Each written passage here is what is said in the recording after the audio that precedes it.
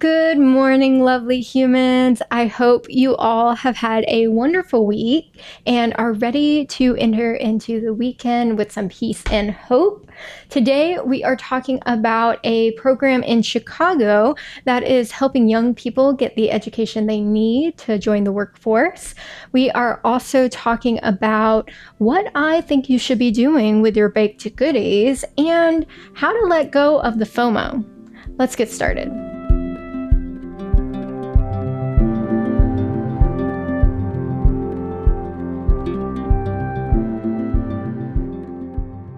Okay, so like I said, our story today is coming out of Chicago, where a group of awesome people are trying to help some young people get education, technical skills so that they can join the workforce. The group is called Manufacturing Renaissance, and it runs a free 7-week training for young adults ages 18 to 29, and participants receive transportation, tools, a stipend, $1,200 stipend, and safety equipment, and an additional $100 if they pass the National Institute for Metalworking Skills credential exam. So, yeah, they're doing this in Chicago to kind of help students, kids, young adults get technical skills where their public school system has not been able to offer those services, and trying to make sure that people have a way to get employed. So that's great. The program has trained more than 1,200 youth and young adults since launching in 1982. But they do say the need is greater than their capacity. They have about 150 people on the wait list right now. And in the area, a lot of the, what are they called? Career and technical education schools have closed. So it's harder for young people to get education from technical schools because there's just not as many of them. And Josie's joining us on the Weekly Rise today. You might hear her. I'm sorry if you do, because she is going to be loudly drinking water in the background. So there's that. But she's also the best of my pets to have on the Weekly Rise because she is the most calming. Hamilton is not the calm one. He's better on need to know because he's just like, this is what you need to know. He will get your attention. But Josie is more like, let's go and lay in the sun and enjoy the day and go for a walk. So she's perfect for the Weekly Rise, even while she's slurping up some water. So more on the story. Sorry. Yeah, so they said that in 6 years, CPS opened 69 programs and closed 37. So, and that's Chicago Public Schools. Sorry, I did not say the acronym. Yeah, so this program, Manufacturing Renaissance, is trying to fill that gap and help young people get educated. And that gives me hope because that's what we need, right? Everyone needs to fill their gap, right? Where they can fill a gap in our society, our political system, our social structure, however it works, right? That's what we do. That's our purpose, is to fill gaps. And they're trying to fill this gap and help people get the education that they want and not have to go to college for 4 years before they get a job and be able to get a job and support their families. So that gives me hope, and I hope it gives you hope. So I will have that link to that article in the description, in the show notes, as people say. I don't know why we call them show notes. Like, I guess this is a show, but yeah. But the article was published in Next City, and it was written by Nabila Washington. So yeah, go read it. It's great. Great. So what are we talking about next? So, how many of you feel like when you make a baked good, you have to eat the whole thing? I definitely do. I have definitely been there, and have definitely ate a whole thing of cinnamon rolls because they're amazing. But I feel like the reason why I do that, right, or the reason why anybody would do that, right, is we feel like it's wasteful if we don't eat it all, right? Like, this is an activity that we enjoy doing, baking, but there is a product after, and if you don't eat it all, you feel like you're being wasteful. You want to enjoy it because you put the effort into making it. So you're like, I should eat the whole thing. Or you have this feeling, and this is what I think gets me the most. It's like this feeling that I might never have it again. Like, I have to eat it now. I have to enjoy it now because, like, what if it doesn't happen? It's kind of that FOMO thing that we'll talk about in a second. But I think it's like something to do with our like history as humanity, as humans. And the reason I'm saying this is because I've been reading the book Sapiens, and they talk about like how we still have this like trigger in our brain that's like, oh, you need to eat now because there might not be food here later.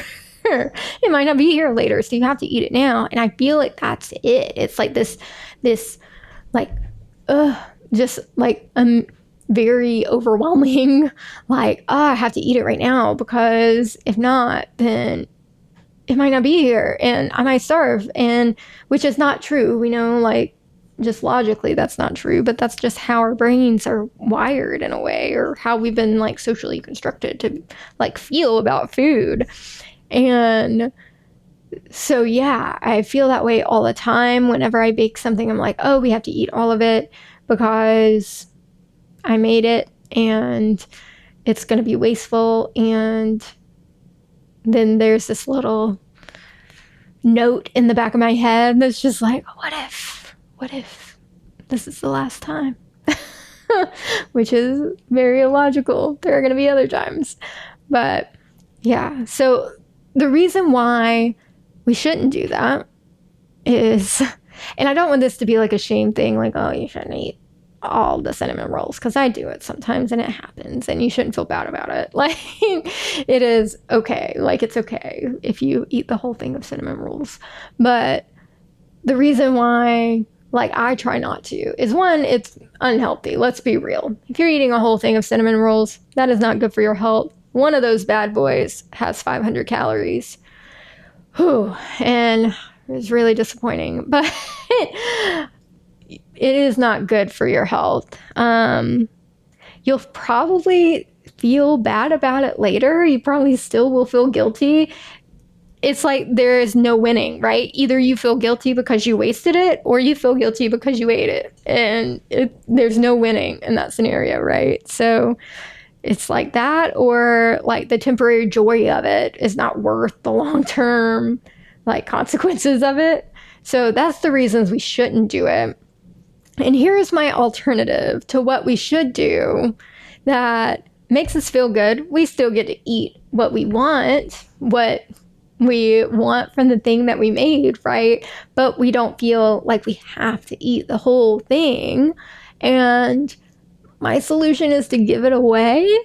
I typically send stuff with my husband to his work, and he lets all of his coworkers eat it. It makes them like him more, which there's nothing not to like. So, I mean, they love him already, but like, he is just the guy that brings the baked goods to work. If I had an office to go to, I would be the gal who brought the baked goods to work, you know? And it brings me so much more joy to know that other people enjoyed the food that I made too, instead of me just eating all of it. And I will sometimes send it with him to work. If we are going on a trip to visit family or friends or anything like that, I'll bring it all with us and everybody can enjoy. And it makes me so happy when people enjoy it. And yeah, it's just a great way to feel better about it and to have just a little bit of discipline to not eat all of them for your health, for your future, for your prosperity, for your everything, for your joy, and to get that joy by sharing it with other people. So that's my advice for that. I hope that helps because I love doing that. It's really helped me lower the amount of baked goods I'm eating, which is great. And yeah, and that kind of sounded like the weekly reflection, but it's not. This week, I want to talk about letting go of the FOMO. So I think a lot of our obsession with feeling like we have to constantly be in the know, like we have to constantly read the news, is this fear of somebody being like, oh, did you hear about this thing happening? And then you being like, no. And they'd be like, oh my God, it was like a big thing in the news. Like, how did you not hear about that? And then you feel awful because you're like, oh, I'm not an informed human being and I'm not a productive citizen. And like, I'm missing out on these things that are happening. And just like, that's not okay. Like, let me say this loud and clear. You do not have to know everything that is happening in the world. It's okay. It's okay to not know.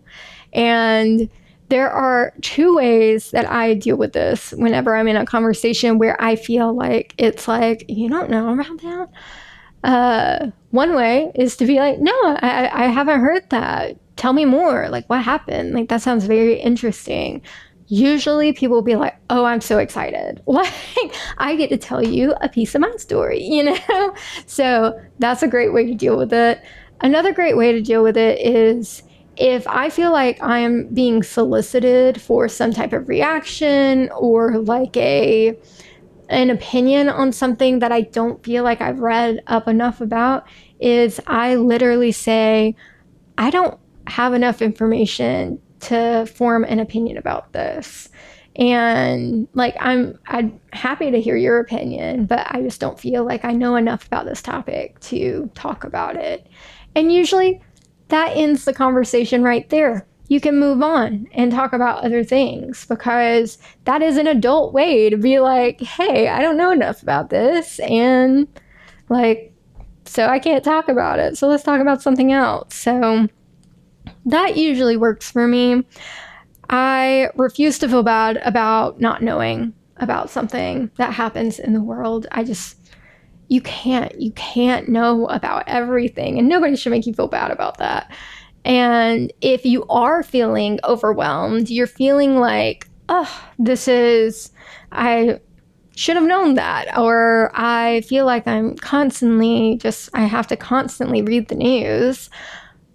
You can do what I do, which is listen to one of my favorite songs, or my favorite song when I'm overwhelmed, and it's Aretha Franklin's Let It Be, and just let it be. Whenever I hear that song, I'm just like, I just gotta let it be. I gotta let it be and move on, and it instantly makes me happy. So if nothing else works, just let it be. Just listen to Aretha Franklin with all her wisdom and let it be. All right, that's it for today's episode of The Weekly Rise. Thank you all so much for spending some time with me today. If you liked this video, if you liked hearing the news this way and also getting a little bit of advice and kind of having a cozy Friday morning with me, please like, share, and subscribe. You can also follow me on Instagram. And if you'd like to support my work directly, please subscribe to Substack. That's how you can financially support my work directly. And you also get newsletters with that if you prefer to get your news that way. So there's that. As you enter into your weekend, please remember that you are alive, you are whole, and you are here. Thanks for watching, and I hope you have a great weekend. Bye.